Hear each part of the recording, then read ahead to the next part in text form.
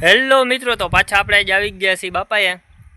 આની પહેલાંનો વ્લોગ તમે જોયો તો સોકિયાવાળો, ને અત્યારે આપણે બાપાએ આવી ગયા છીએ. દર્શન કરી લીધા બાપાએ, ને હવે હું તમને આ ધાર ઉપર ચડીને આખું વ્યૂ બતાવી દઉં.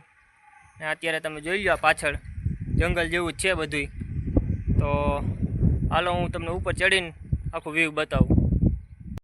તો મિત્રો અહીંયા બાપાની બેઠક હતી, ને બાપાએ સમાધિ અહીંયા લીધી છે. ને અહીંયાથી તમે જોઈ શકો વારા ડુંગરનું આપણે ખોડિયાલમાંનું મંદિર છે એ અહીંયાથી દેખાય. જો હું તમને ઝૂમ કરીને બતાવું, જો આ દેખાય એ મંદિર છે ખોડિયાલમાંનું. ને પાછળની સાઈડ આપણે રામબાપાનો વીડો છે.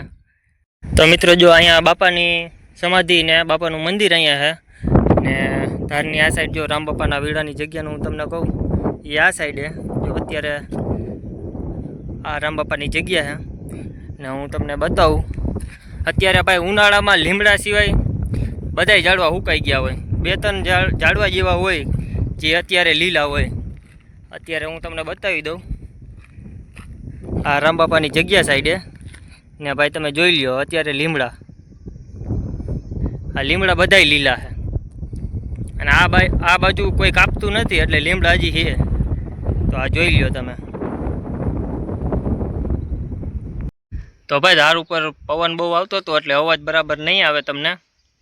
ને હું તમને બતાવું, જો અહીંયાથી વારા ડુંગરા ચોખ્ખું દેખાય. તો ભાઈ ઝૂમ કરીને બતાવું તમને, જો આ વારા ડુંગરા છે, આપણા મંદિર છે ખોડિયાલમાંનું.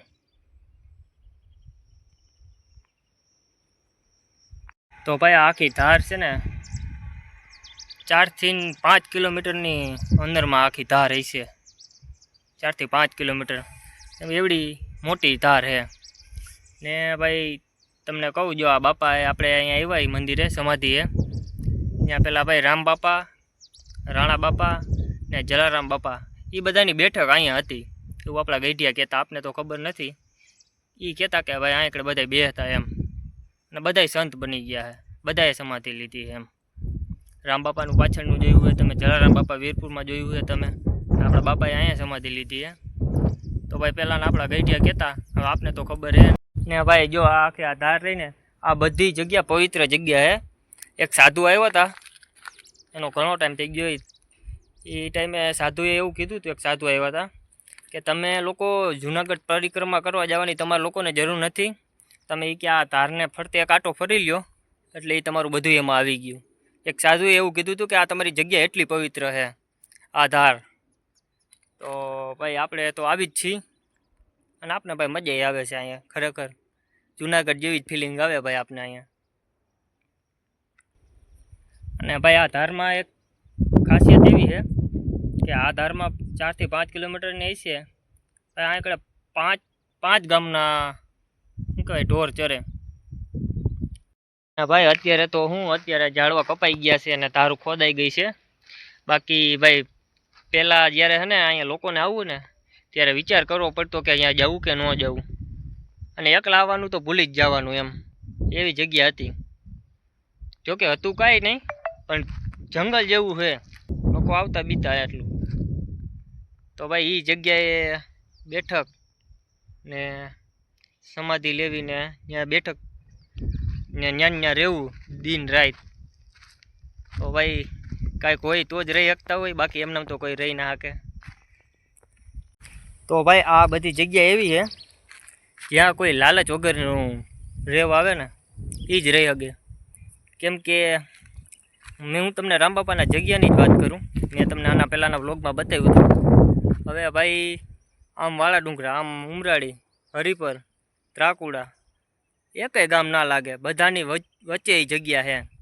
હવે સાધુ હતા આની પહેલાં એક, જેનું કારમાં ડેથ થઈ ગયું ને કાર એક્સિડન્ટમાં ડેથ થઈ ગયું સાધુનું.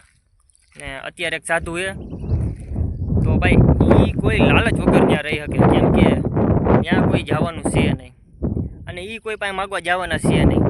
અહીંયાથી ગામના કે બધી ગામનું મેં તમને કીધું એ લોકો જાય અને એ સાધુને પૂછે ને કાંઈ એના મનથી આપી આવે એ જ ભલે.